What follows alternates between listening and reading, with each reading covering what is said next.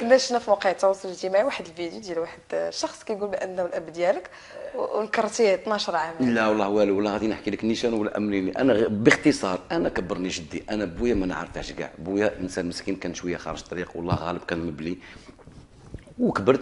كي كبرت عرفني ولا يقول لي بلا بوك فوالا بوكا كيفاه راه سيد ما عندهاش.